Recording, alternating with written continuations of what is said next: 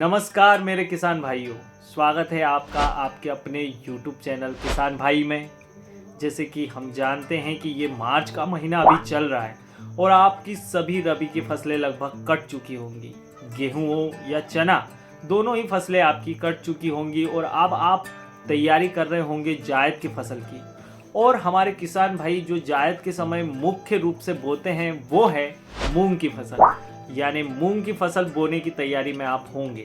और इस पे हम वीडियो भी पहले बना चुके हैं जहां पर आपको मूंग की फसल का जो बोने से लगाकर काटने तक का पूरा विश्लेषण है वो हम आपको उस वीडियो में बता चुके हैं। लेकिन मेरे किसान भाई क्या करते हैं कि वो गलती करते हैं बुआई के समय। बुआई के समय कौन सी सावधानी आपको रखनी है मूंग की फसल में, ताकि आप ज़्यादा से ज़्यादा उत्पादन लेकर ज़्यादा से ज़्यादा एक्स्ट्रा आमदनी जो कि जायद की फसल में हो सकती है आपको वो हो। उसके लिए आज हम आपको बताने वाले हैं कुछ एक सावधानियां, कुछ एक ऐसे खादों के बारे में जो आप बुआई के समय मूंग के साथ में डाल दें तो आपकी किस्मत चमक सकती है और आपको मूंग की फसल का उत्पादन अच्छा मिल सकता है। तो सबसे पहले मैं आपको बताना चाहूँगा कि मूंग की फसल को कौन कौन से न्यूट्रिएंट्स की ज़रूरत होती है, यानी कौन कौन से वो पोषक तत्व हैं जिनकी आवश्यकता मूंग की फसल को होती है। जैसे हम खाने में जो भी खाते हैं उसमें भी तरह तरह की चीज़ें होती हैं। जैसे हम कहें कि अगर आपने को पेट भरना है तो हम कहीं नाश्ता कर लेते हैं, लेकिन हमारी भूख अंततः किससे मिटती है? हमारे घर की रोटी से। उसी प्रकार से मूंग की फसल या फिर दूसरी कोई भी फसल हो, उसका मुख्य खुराक कौन सी होती है? उनको हम माइक्रो न्यूट्रिएंट्स या मैक्रो न्यूट्रिएंट्स इन दो भागों में बांटते हैं। और आज हम बात करने वाले हैं कि मूंग की फसलों में आपको कौन से वो न्यूट्रिएंट्स देना है, कौन से वो खाद देने हैं, यानी इन न्यूट्रिएंट्स की कमी को दूर करने के लिए आपको कौन से उन खादों को देना है जिससे आपकी मूंग की फसल को भरपूर भोजन मिले, वो रोग मुक्त रहे। क्योंकि पौधे में ताकत होगी तभी वो रोग प्रतिरोधक क्षमता पैदा करेगा और इससे उस पौधे की जो बनावट है, उसमें शाखाएं, उसमें फूल, उसमें पत्तियां, सब कुछ बहुत अच्छे और स्वस्थ पोजीशन में होंगे, जिससे आपको उत्पादन भी ज़्यादा मिलेगा, फली भी ज़्यादा लगेगी। तो किसान भाइयों, आज मैं आपको उन्हीं खादों के बारे में बताने वाला हूं जो आपको बुआई के समय, ध्यान रहे मैं क्या बोल रहा हूं यहाँ पर, बुआई के समय, यानी बुआई के समय जो खाद आपको चाहिए उनके बारे में मैं आपको बताने वाला हूं।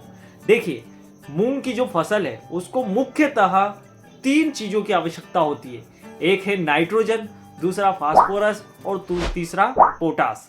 अगर आपने नाइट्रोजन, फास्फोरस और पोटास और एक इसमें माइक्रो न्यूट्रिएंट्स जिसकी कम मात्रा में आवश्यकता होती है, लेकिन जो मूंग का बीज होता है उसमें जो चमक होती है, उसमें जो हरापन होता है, उसमें जो मोटाई होती है, वो डिपेंड करती है सल्फर पर। यानी कि ये चार चीज़ें, तीन तो मुख्य चीज़ें हो गई जिनकी हर एक फसल को ज़रूरत होती है। यहाँ पे मैंने नाइट्रोजन की बात करी, फास्फोरस की बात करी, पोटास की बात करी और चौथी चीज़ की बात करी मैंने सल्फर की। इन चार चीज़ों की अगर आपने पूर्ति कर दी आपके मूंग की फसल में तो आप मूंग से अच्छा उत्पादन ले सकते हैं। अच्छा क्या, बहुत अच्छा उत्पादन ले सकते हैं। तो सबसे पहले मैं बात करना चाहूँगा नाइट्रोजन, फास्फोरस और पोटास के ऊपर में। तो नाइट्रोजन, फास्फोरस और पोटास की पूर्ति आप कैसे कर सकते हैं? मेरे कुछ किसान भाई इनकी पूर्ति करने के लिए एनपीके का सहारा लेते हैं, कुछ एक एसएसपी खाद का सहारा लेते हैं, तो कुछ एक डीएपी का लेते हैं यहाँ पर। तो मेरे किसान भाई कितना डीएपी, कितना एसएसपी या कितना एनपीके डालें, ये मैं आज आपको बताने वाला हूँ, ताकि आपका नुकसान भी नहीं हो, ज़्यादा मात्रा में खाद की बर्बादी भी नहीं हो और मूंग की फसल को जितना न्यूट्रिशन चाहिए उतना उसको मिल जाए। उसका काम हुआ, उसको खाना मिला, उसके बाद में जो चीज़ें बच जाती है वो बेकार जाती है। जैसे आपके घरों में जाता है, खाना एक्स्ट्रा बन जाए तो बेकार जाता है। यानी आपको संतुलित मात्रा में, पर्याप्त मात्रा में इनकी कमी को पूरा करना है। तो सबसे पहले मैं आपकी जो एरिया है उसमें जो उपलब्धता होगी खाद की उसके अनुसार बताने वाला हूँ। अगर आपके एरिया में डीएपी अगर आसानी से मिल जाता है और आपके यहाँ प्रचलित है तो फिर आप डीएपी के साथ में यूरिया 10 से 12 किलो, डीएपी 35 से 40 किलो और 20 किलो आप एमओपी फास्फोरस के लिए खास होता है, एमओपी खाद मिलाकर मिक्स करके डाल सकते हैं बुआई के समय। मैं एक बार फिर से आपको बता दूं, यूरिया 10 से 15 किलो ले लो, 35 से 40 किलो ले लो डीएपी और एमओपी ले लो 20 किलो। इनको मिक्स करो अच्छे से और इसके साथ में 4 से 5 किलो सल्फर उसमें डाल दो और ये खाद आप बुआई के समय मूंग में बोते समय डाल सकते हैं। इससे क्या होगा कि आपके जो भी न्यूट्रिएंट्स की रिक्वायरमेंट है मूंग की वो पूरी हो जाएगी बुआई के समय की। अब उसके बाद में कौन कौन से खाद डालने हैं इसके लिए हम एक सेपरेट वीडियो बनाएंगे, तो इसलिए आप चैनल को सब्सक्राइब जरूर कर लेना। क्योंकि आपने मूंग बो तो दिया, लेकिन मूंग बोने के बाद करोगे क्या, कौन कौन सी आपको सावधानियां रखनी है, वो सारी आपको हम समय समय पर इस हमारे चैनल के जरिए जानकारी देते रहेंगे। अब मैं अगर दूसरी बात करूं यहाँ पर, तो दूसरी मैं यहाँ पर बात करना चाहूंगा एसएसपी खाद की। अगर आपके एरिया में एसएसपी खाद की उपलब्धता अच्छी रहती है तो एसएसपी खाद में आपको यूरिया 15 किलो के आसपास लेना है, 2 बोरी एसएसपी लेना है और 18 से 20 किलोग्राम आपको एमओपी लेना है। यानी 18 से 20 किलोग्राम एमओपी, ध्यान से सुनिएगा, इनको लिख लीजिए। आप एक काम कीजिए, लिख कर रख लीजिए, ताकि आपको क्या हो, वीडियो को पॉज कीजिए, वापस एक बार रिवाइंड कीजिए और लिख कर रख लीजिए। और बुआई के समय ये सावधानी आपको रखनी ही होगी, नहीं तो आपकी मूंग की फसल में काफ़ी कुछ आपको नुकसान उठाना पड़ सकता है। तो मेरा हाथ जोड़कर आपसे ये निवेदन है कि आप इनको एक जगह लिख कर रख लीजिए और बुआई के समय ये सावधानी जरूर रखें। तो मैं अपने टॉपिक पर वापस लौटता हूँ और आपको बताता हूँ कि अगर आपके एरिया में एसएसपी खाद की उपलब्धता है, यानी एसएसपी खाद आसानी से मिलता है, तो आपको 15 किलो यूरिया, 2 बोरी एसएसपी खाद और 18 से 20 किलोग्राम आपको लेना है यहाँ पर एमओपी। यहाँ पर सल्फर की जरूरत नहीं है, सल्फर आपको नहीं लेना है, क्योंकि एसएसपी खाद में 11% सल्फर पाया जाता है, तो सल्फर की रिक्वायरमेंट यहाँ से आपकी पूरी हो जाएगी। तो मेरे किसान भाइयों, एसएसपी खाद के साथ में आपको किस प्रकार से मूंग की बुआई करनी है ये आपको पता चल गया होगा। अंत में मैं आपको एक ऐसी चीज बताने वाला हूं जिससे मूंग की फसल में आपके 4 चांद लग जाएंगे।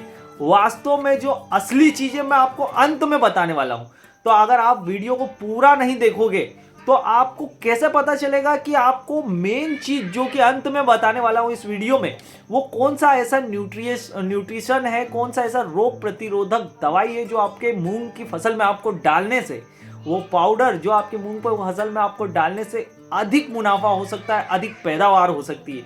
तो अंत तक जरूर देखना।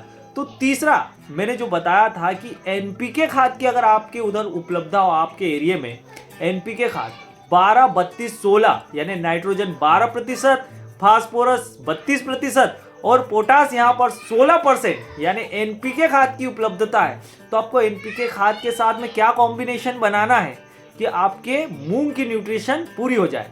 तो यहाँ पे आपको लेना है 2 बोरी एनपीके खाद और 5 किलोग्राम सल्फर, क्योंकि एनपीके में नाइट्रोजन, फास्फोरस और पोटास ही होता है, और यहाँ पर आपको सल्फर की रिक्वायरमेंट बाद में पूरी करनी होगी, यानी अलग से आपको सल्फर लेना पड़ेगा।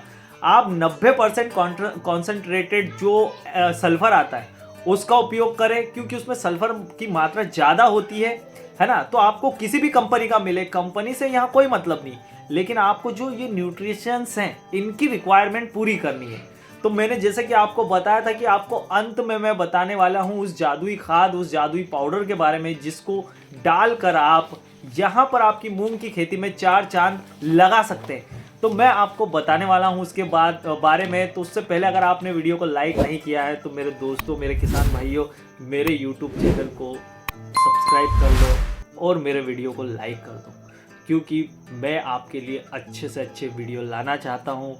और ये आपको तभी उपलब्ध हो सकते हैं जब आप मेरे चैनल को सब्सक्राइब कर लें और मेरे वीडियो को लाइक करें, ज़्यादा से ज़्यादा मेरा उत्साहवर्धन करें, जिससे मैं आपकी ज़्यादा से ज़्यादा वीडियोस के ज़रिए सेवा कर पाऊँ। तो मेरे किसान भाइयों, मैं आपको अंत में बताने वाला हूँ उस जादुई पाउडर के बारे में, राइजोबियम कल्चर। जी हाँ मेरे किसान भाइयों, अगर आपके खेत में गोबर की खाद आप डालने वाले हैं मूंग की बुआई से पहले, तो उसको गोबर की खाद में ही आप मिक्स करके, जो मतलब पानी में घोल के या सीधा पाउडर छिड़क के उसको अच्छे से मिक्स करके फिर गोबर की खाद डाल लें। या फिर आप यहाँ पे डाल सकते हैं टाइकोडर्मा, ये भी एक बहुत बढ़िया पाउडर होता है। या आप इससे बीज उपचार कर लें, या फिर आप जो खाद डालने वाले हैं गोबर की उसका उपचार कर लें। और अंत में मैं बता दूं कि इनसे आपको ये फ़ायदा होगा कि आपके पौधे की जो रोग प्रतिरोधक क्षमता है वो काफ़ी हद तक बढ़ जाएगी।